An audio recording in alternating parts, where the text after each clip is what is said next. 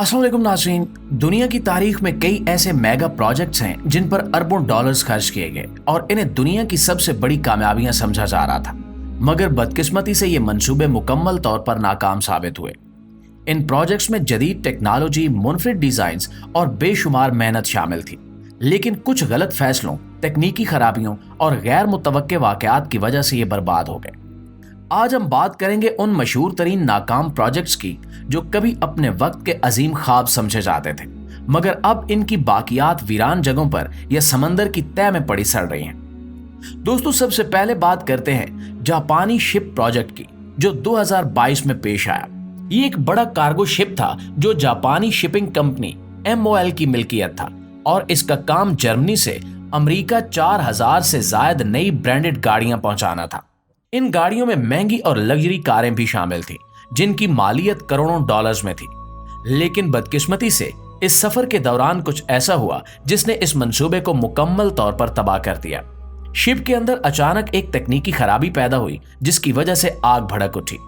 जैसे ही आग फैलने लगी, रेस्क्यू टीमों ने फौरी तौर पर कार्रवाई की और शिप के अमले को बाहिफाजत बचा लिया, मगर वो शिप और इसके अंदर मौजूद गाड़ियों को बचाने में कामयाब ना हो सके।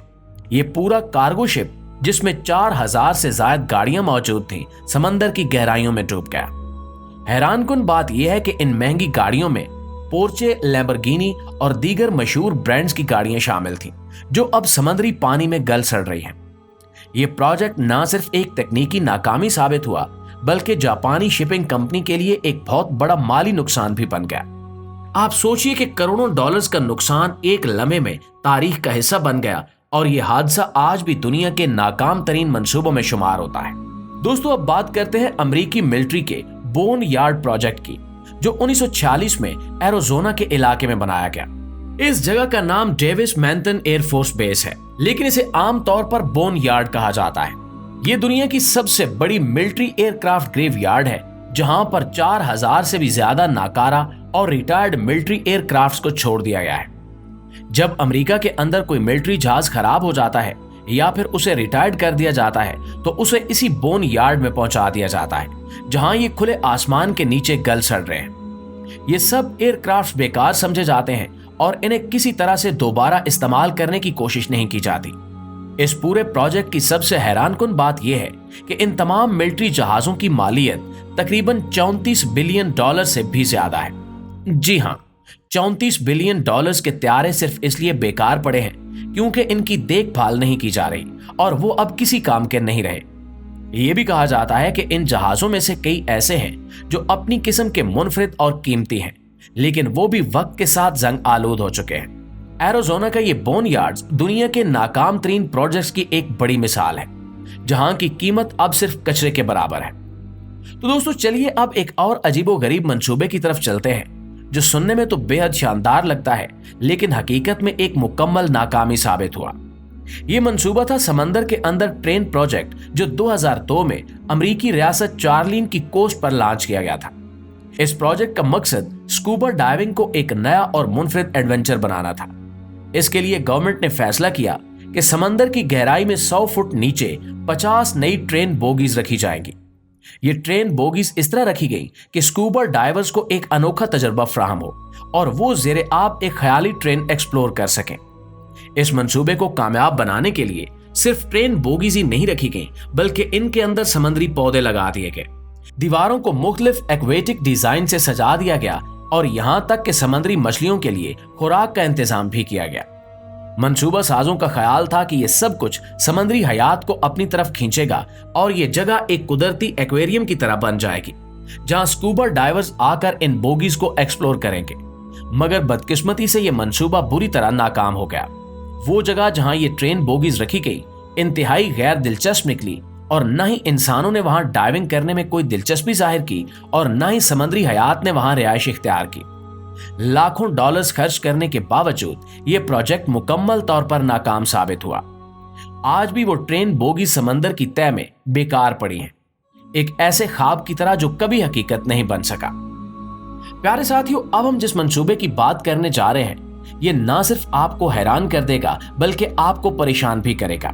ये मंसूबा सेल्फ क्रिएटेड के नाम से एक मशहूर मकाम पर किया गया था, जहां 40 बिल्कुल नई ब्रांडेड गाड़ियां सहरा की रेत में दबा दी गईं। इस प्रोजेक्ट का बुनियादी मकसद एक ऐसा मुनफरिद और तख्लीकी आर्ट पीस बनाना था जो दुनिया भर के सयाहों की तवज्जो अपनी तरफ खींच सके।